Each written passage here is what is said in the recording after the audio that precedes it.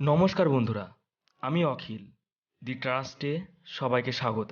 Friends, আজকের ভিডিওতে discuss করব ইতিহাসের পাতায় রোমান সাম্রাজ্যের বিরুদ্ধে বীর হিসাবে আবির্ভূত ক্রীতদাস স্পার্টাকাসের জীবন কাহিনী নিয়ে।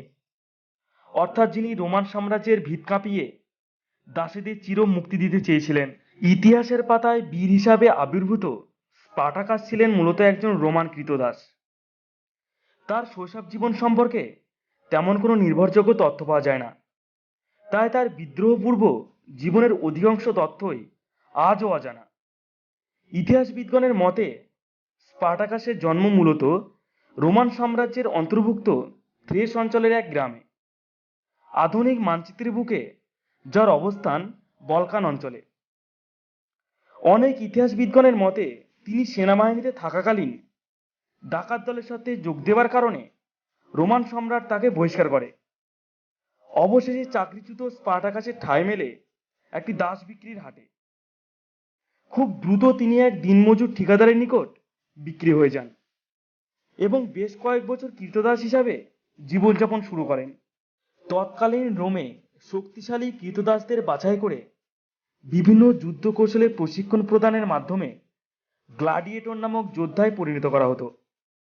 এই গ্লাডিয়েটর রোমের বিভিন্ন মল্লযুদ্ধে ব্যবহার করা হতো, কিন্তু সেই নৃশংস ক্রিয়ায় গ্লাডিয়েটররা বাধ্য হয়ে আত্মরক্ষার জন্য অন্য গ্লাডিয়েটরদের হত্যা করত। খেলার শেষে একমাত্র জীবিত গ্লাডিয়েটরকেই বিজয়ী হিসাবে ঘোষণা করা হতো। ভাগ্যক্রমে স্পার্টাকাসও একজন গ্লাডিয়েটর দালালের নজরে পড়েন।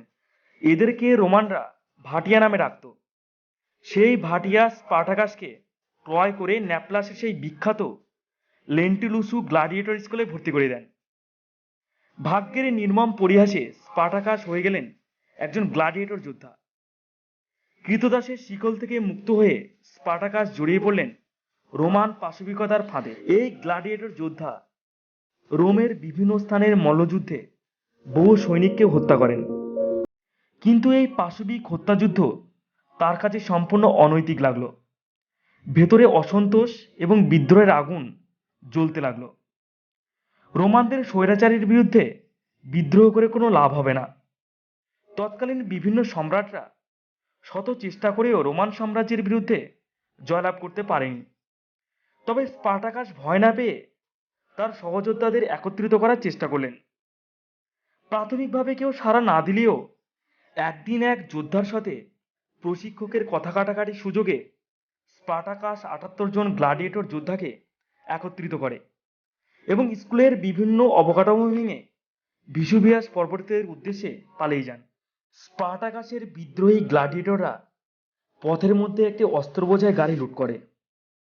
এর ফলে তিনি বিদ্রোহীদের নিয়ে ছোটখাটো একটা সেনাবাহিনী গঠন করতে সক্ষম হন। তাছাড়া স্পার্টাকাস নিজেও একজন রোমান সেনা ছিলেন, তাই সেনাবাহিনীর আক্রমণের ধরন সম্পর্কে তার সম্যক জ্ঞান ছিল। এই ঘটনার পুরো সময় ছিল ৭৩ খ্রিস্টপূর্ব। স্পার্টাকাসের তত্ত্বাবধানে ভিসুভিয়াস পর্বতের পাদদেশে ক্রীতদাসদের সামরিক প্রশিক্ষণ চলতে থাকে। ততদিনে সমগ্র রোমে স্পার্টাকাসদের বিদ্রোহের সংবাদ ছড়িয়ে পড়ে। বিভিন্ন স্থান থেকে দলে দলে ক্রীতদাস এবং গ্লাডিয়েটররা গোপনে পালিয়ে এসে সেই দলে যোগ দিতে থাকে। দল ভারী হওয়ায় স্পার্টাকাস ৩ জন গ্লাডিয়েটরকে নেতা হিসাবে নিযুক্ত করেন। স্পার্টাকাস এবং দাস বিদ্রোহীদের পলায়নের খবর রোমান সিনেটের কাছে পৌঁছে গেল, কিন্তু তারা দাসীদেরকে শক্ত প্রতিপক্ষ হিসেবে ভাবতে নারাজ ছিল। ওদিকে স্পার্টাকাসের বাহিনী ধীরে ধীরে শক্তিশালী হয়ে উঠতে লাগলো।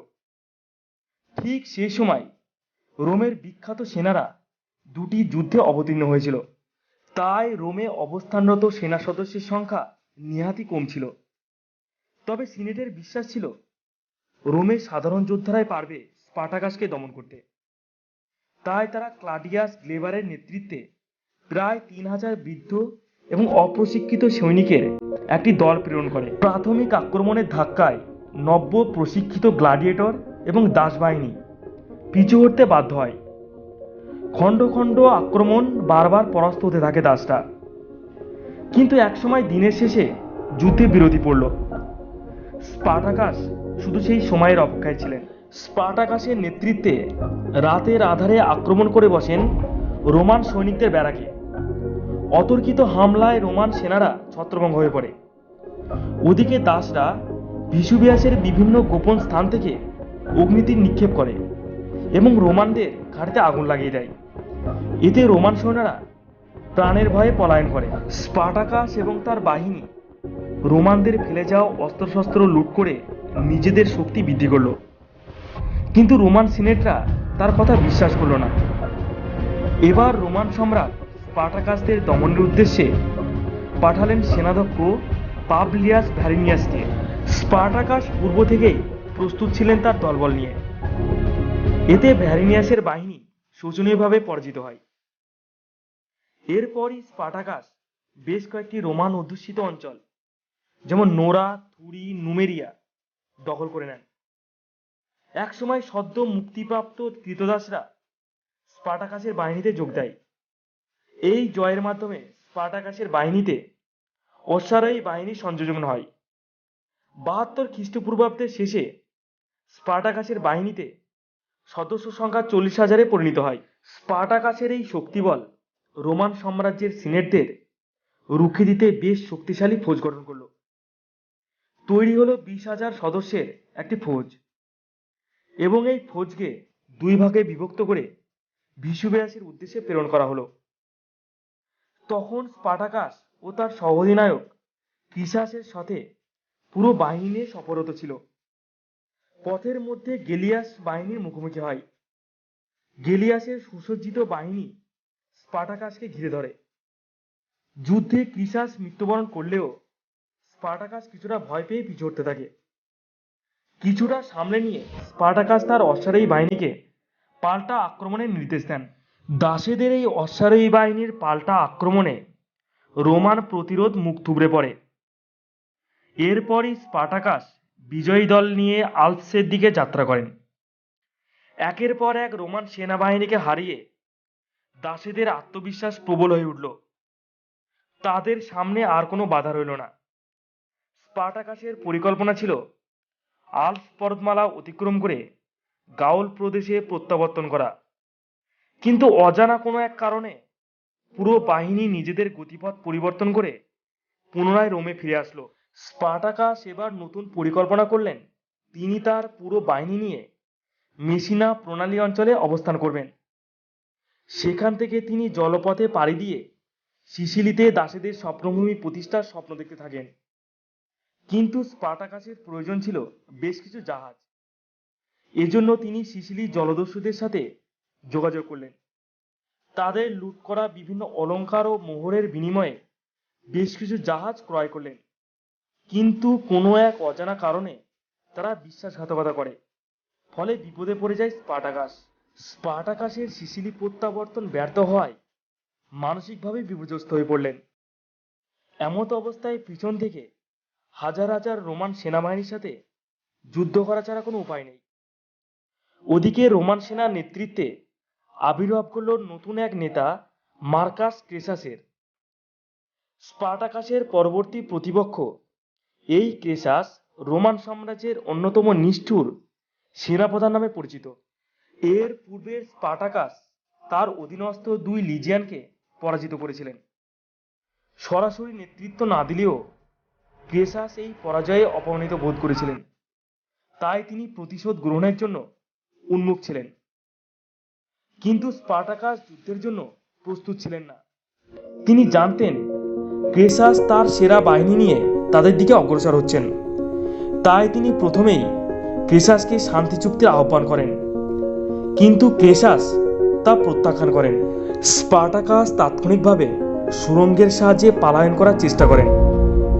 কিন্তু দুর্ভাগ্যক্রমে হাজার হাজার দাস সৈনিক পিছনে পড়ে যায়।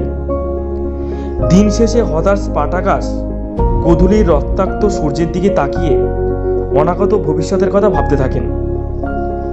স্পার্টাকাসের পক্ষে পালিয়ে যাওয়াটা অসম্ভব ছিল না, কিন্তু তিনি পালাতেও রাজি ছিলেন না।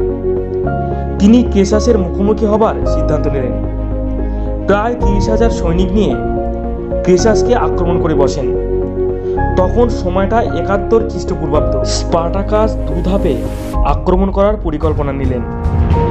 প্রথম ধাপে অশ্বারোহীরা ক্রেসাসের তীরন্দাজকে আক্রমণ করবেন, আর দ্বিতীয় ধাপে স্পার্টাকাস পদাতিক বাহিনী নিয়ে সরাসরি ক্রেসাসকে হত্যা করার চেষ্টা করবে।